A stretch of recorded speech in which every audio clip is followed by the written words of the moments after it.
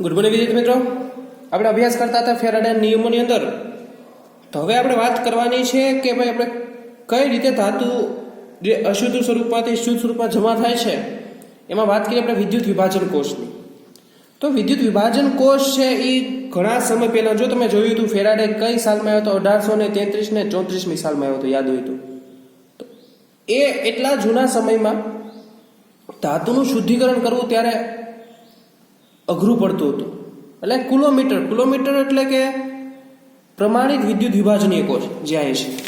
એટલે પહેલાના સમયમાં આ રીતે ધાતુનું શુદ્ધિકરણ કરવા માટે કન્સેપ્ટ યુઝ કરતા હતા. અને એ કિંમતો કેમ ગોતતા હતા કે ભાઈ ફોર એક્ઝામ્પલ આની પદ્ધતિમાં કેટલી ધાતુ જમા થાય છે અથવા કેટલો પ્રવાહ પસાર થાય છે. એ રીતે આ કોષની મદદ લઈને એ આવી રીતના ધાતુઓ શુદ્ધ કરતા હતા. કારણ એનું એકમાત્ર રીઝન એવું હતું કે એ સમય દરમિયાન એની પાસે direct current, that means DC, direct પ્રવાહ નહોતો. એટલે કહેવામાં કન્ટિન્યુ પ્રવાહ ન મળતો. આમાં આખા કોષ દરમિયાન કન્ટિન્યુ પ્રવાહની જરૂર પડે, જેને મળતો નહોતો એ સમયમાં. એટલે તે કહેવાનું મિનિંગ આવા વિદ્યુત વિભાજન કોષની મદદ દ્વારા તે શું કરતા હતા? શુદ્ધિકરણ કરતા હતા અને આ બધા ધાતુઓનું મેળવતા હતા. એ સિવાય પણ હાલના સમયમાં અત્યારે જે કાંઈ છે આપણી પાસે અચળ પ્રવાહ છે, કોન્સ્ટન્ટ પ્રવાહ તમારી પાસે છે. જો અત્યારે કેટલા પ્રકારના જનરેટર્સ આવી ગયા છે, કેટલા હાઈ વોલ્ટેજ લાઈનો આવી ગઈ છે, જેના કારણે તમે કન્ટિન્યુઅસ પ્રવાહ એટલે કે અચળ પ્રવાહ મેળવી શકો. જ્યારે એ સમયમાં ફેરાડેના સમયમાં આ વસ્તુ પોસિબલ ન હતી. એટલે ત્યાં વિદ્યુત વિભાજનીય કોષની મદદ દ્વારા આવી રીતના ધાતુઓ શુદ્ધિકરણ કરતા હતા અને બધું કરતા હતા. પણ હાલમાં જો કોઈ ધાતુનું મેળવવું હોય, શુદ્ધિકરણ કરવું હોય, તો એની માટે ઇઝી સ્ટેપ છે કે ડાયરેક્ટ પ્રવાહ આપી દેવું. ફોર એક્ઝામ્પલ આપણે વાત કરવાની છે. અત્યારે હું પહેલાં બેઝિક વસ્તુ શીખવાડીશ, પછી આપણે ટોપિક્સ ઉપર વયા જશું. તો ખાસ ટોપિકમાં થોડું ધ્યાન આપજો, કારણ કે 11th સાયન્સનો થોડોક કન્સેપ્ટ આમાં યુઝ થાય છે, જે તમને યાદ હોવો જોઈએ. ચાલો એક સરળ વાત કહીશ. હું એક્ઝામ્પલ આપું. કેમોલામાં કોપર પ્લસ 2 હતું. એ મારી પાસે અત્યારે હાજર એક ધાતુ છે જે છે સિલ્વર પ્લસ ધાતુ છે. આ દ્રાવણની અંદર હાજર છે. આને મારે શુદ્ધ ધાતુ એજીમાં રૂપાંતર કરવું છે. તો તમે જોઈ શકો છો બાળકો, આને કેટલા ઇલેક્ટ્રોનની જરૂર પડશે? 1 ઇલેક્ટ્રોન, રાઈટ? તો એજી બનશે ને કે નહીં? હા, રાઈટ. કારણ કે આનો મિનિંગ શું થયું? એજી પ્લસ. આનો મિનિંગ શું થયો? કે આને 1 ઇલેક્ટ્રોનની જરૂર છે. 1 ઇલેક્ટ્રોનની જરૂર છે એટલે શું બનશે? એજી પ્લસ. આવું આપણે બોલીએ છીએ વિદ્યાર્થી મિત્રો, પણ ખરેખર આને શું બોલાય કે અહીંયા 1 મોલ એજી છે. અહીંયા આનો મિનિંગ 1 ઇલેક્ટ્રોન છે. આનો મિનિંગ છે 1 મોલ ઇલેક્ટ્રોન અને આનો મિનિંગ છે 1 મોલ એજી. સમજાય છે તમને? 1 મોલ એજી. તો ત્યારબાદ વાત કરવા જઈએ આપણે. અને આ 1 મોલ એજીનો મિનિંગ થયું કેટલું દળ થયું બાળકો? 107 સમથિંગ છે, કંઈક 107. તો હવે ખાસ સમજજો, જે કન્સેપ્ટ સમજવાનો છે. આપણે શું બોલીએ છીએ રિએક્શન પર જોતા કે 1 એજી પ્લસ છે, એને 1 ઇલેક્ટ્રોન આપ્યો તો 1 એજી બીના. પણ તમે વિચાર કરો, પરમાણુ તો એટલી હદે નાનો છે. એટલે આપણે 11th સાયન્સમાં શીખાતા કે ભાઈ એની કોઈ રાસાયણિક પ્રક્રિયા પરિણમય હોય તો એને મોલમાં લેવા પડે, રાઈટ?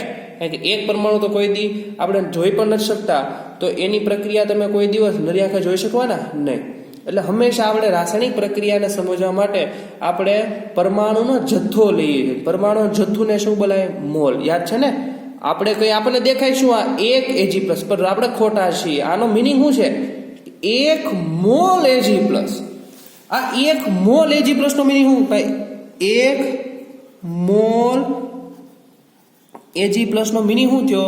કે એનો મિનિંગ થયો કે એની અંદર 6.022 × 1023 એજી પ્લસ રહેલા છે. સમજો, આ તમને 11th સાયન્સમાં પણ બહુ વળીને ક્લિયર કરાવડાવેલું હતું કે 1 મોલનો મિનિંગ શું થાય? 1 મોલ Ag+ આયન આપ્યા, એનો મિનિંગ કે એની અંદર Ag+ ના કેટલા આયનો રહેલા છે? 6.022 ગુણ્યા 10^23. આપણે નરિયા ખાજો આપણને તો 1 બાળકો 1 નથી, કારણ કે એનું મિનિંગ હોય 1 મોલ. તો અહીંયા એનો મિનિંગ શું થયો કે 1 મોલ Ag+ આયન છે, તો તમારે કેટલા મોલની જરૂર પડે? તો કે 1 મોલ ઇલેક્ટ્રોનનો મિનિંગ શું? તો એ થયું કે 6.022 ગુણ્યા 10^23 ઇલેક્ટ્રોન આપવાના છે. રાઈટ કે રોંગ? ત્યારે 1 મોલ Ag ધાતુ બનશે. એનો મિનિંગ કે 6.022 ગુણ્યા 10^23 Ag ના પરમાણુ બનશે, અને આ એટલા Ag ના પરમાણુનું દળ કેટલું થાય? 107 ગ્રામ. હું એમ કહું ને કે મારી પાસે એક Ag નો પરમાણુ છે, એક Ag નો પરમાણુ, તો એનું દળ કેટલું થાય? 107 U. આ ડિફરન્સ ખાસ યાદ રાખજો, ખબર પડવું જોઈએ. 11th સાયન્સનું પહેલું ચેપ્ટર છે. જે કોક વખત 11th સાયન્સની ટેક્સ્ટ બુક ખોલીને આવી સામાન્ય વસ્તુ રીડ કરતી રહેવાની. મોલ સંકલ્પનાનો ટોપિક છે આખો.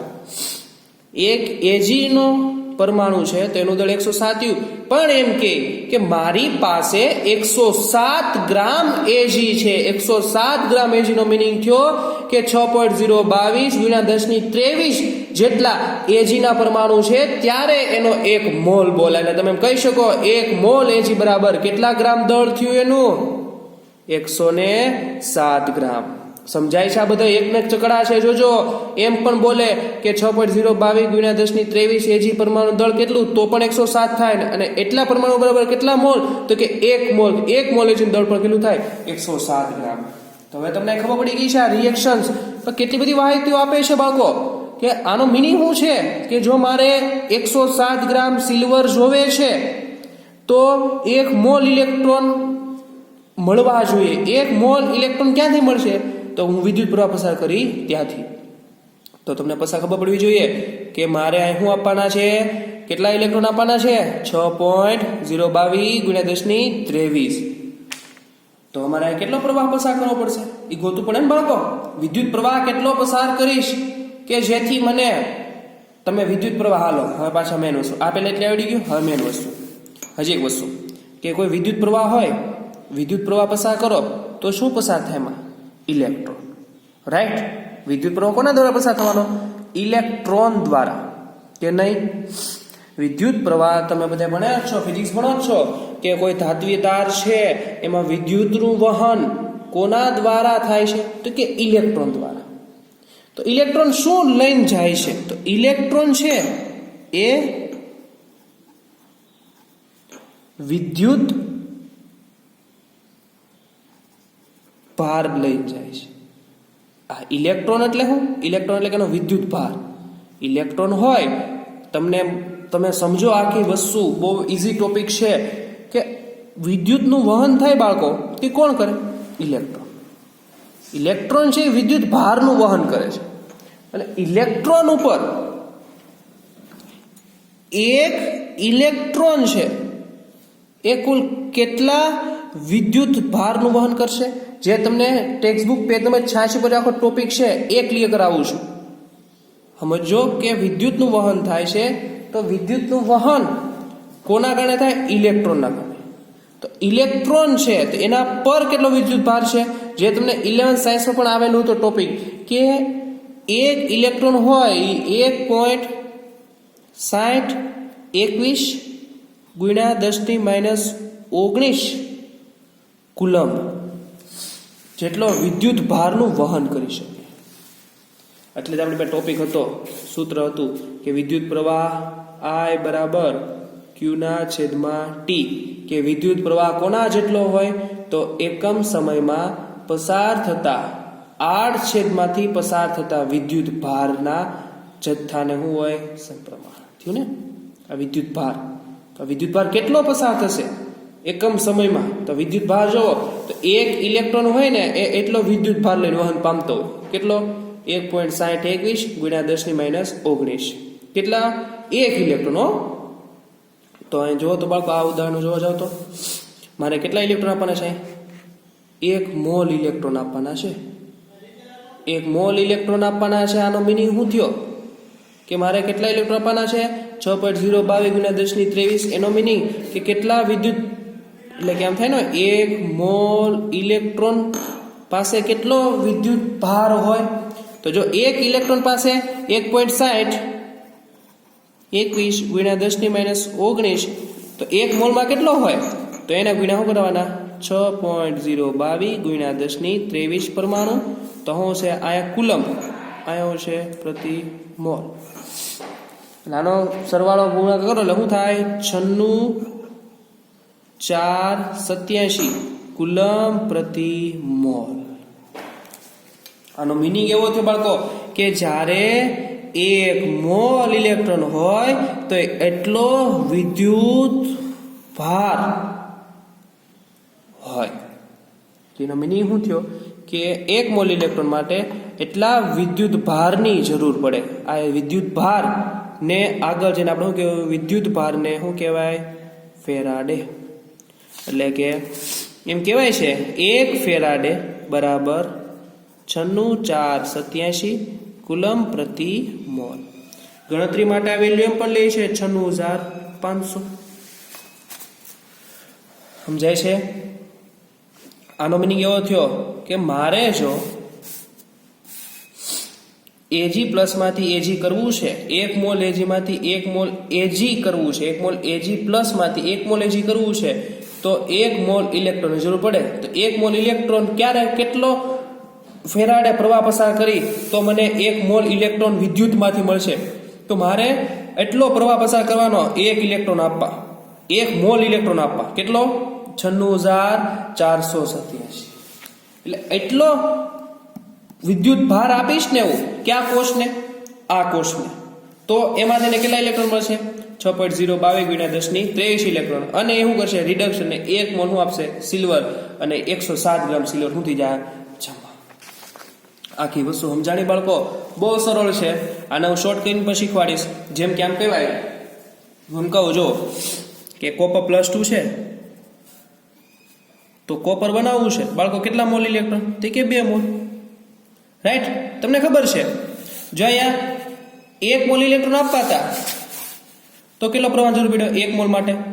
96,487. તો આપણે ત્રીજા શું મૂકીએ કે 1 મોલ ઇલેક્ટ્રોન માટે 96,487, તો 2 મોલ ઇલેક્ટ્રોન કેટલા? 2 ગુણ્યા કરવાના 96,487. રાઈટ કે નહીં?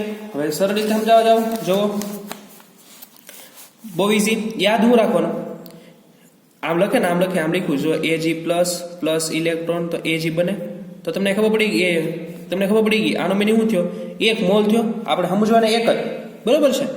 તો કેટલો આપવો પડે ફેર? એમ કે કેટલા વિદ્યુત ભાર, એમ પૂછે કેટલો વિદ્યુત ભાર, તો કેટલો વિદ્યુત ભાર છે? 96,487. એમ કે કેટલા ફેરાડે? તો જો શું આવે? 1 ફેરાડે. રાઈટ? એનો મિનિંગ શું કે આ કોષમાં કેટલો વિદ્યુત પ્રવાહ પસાર કરશો? તો કે 1 ફેરાડે. તમને પૂછાય કેટલા, એમ કે કેટલો વિદ્યુત ભાર? તો કે 96,487. હું એમ કહું મારી પાસે આ કોષ છે, કોપર બને, તો કેટલા ઇલેક્ટ્રોન આપવા પડશે રિડક્શન કરવા? તો કે 2 ઇલેક્ટ્રોન. તો કેટલા પ્રવાહની જરૂર પડે? કે 2 ફેરાડે. અને કેટલો વિદ્યુત ભાર તો કરવાના? 2 ગુણ્યા 96,487. રાઈટ? હું એમ કહું મારી પાસે એલ્યુમિનિયમ +3 આયન છે અને મારે એલ્યુમિનિયમ બનાવવો છે, તો કેટલા ઇલેક્ટ્રોન આપવા પડશે? 3 મોલ. 3 મોલનો મિનિંગ કેટલો ફેરાડે પડશે? તો કે 3 ફેરાડે. વિદ્યુત ભાર કે તો 3 ગુણ્યા શું થઈ ગયું? 96,487. આવડી ગયો ટોપિક? બહુ સરળ છે બાળકો. ક્લિયર થઈ ગયું નથી? હજી એમ કહું કે ભાઈ મારી પાસે ઝીંક ધાતુ બનાવી છે, મારે ઝીંક +2 છે, એમાંથી ઝીંક ધાતુ મેળવવી છે, તો એને મને કેટલા ઇલેક્ટ્રોન? તો કે 2 ઇલેક્ટ્રોન. તો કેટલો ફેરાડે? તો કે 2 ફેરાડે. જેટલા ઇલેક્ટ્રોન એટલો ફેરાડે. વિદ્યુત ભાર કેટલો કરવાનો? 2 ગુણ્યા 96,487 અથવા 96,500. સિમ્પલ. આવડી ગયું? આ કન્સેપ્ટ છે જે તમારે ખાસ જોવાનો છે. જેટલા ઇલેક્ટ્રોન એટલા ફેરાડે. ક્લિયર થઈ ગયું નથી બાળકો? આના પછીના લેક્ચરમાં આપણે એક કોયડો છે તે જોશું, અને ત્યારબાદ પછી આપણે છેલ્લો ટોપિક વિદ્યુત વિભાજન દ્વારા મળતી નિપજોનો આપણે શું કરવાનો છે, અભ્યાસ કરવાનો છે. અને આ કન્સેપ્ટને અમુક એક્ઝામ્પલ તમને આના પછી લેક્ચરમાં સોલ્વ કરાવડાવીશ, તો એનું ખાસ તમારે ધ્યાન આપવાનું છે. અને આ લેક્ચર સ્ટડી કરજો થોડો નિરાતે અને સમજજો, તમને ઓટોમેટિક આખો ટોપિક ક્લિયર થઈ જશે. તો આ લેક્ચર આપણે સુધી રાખશું.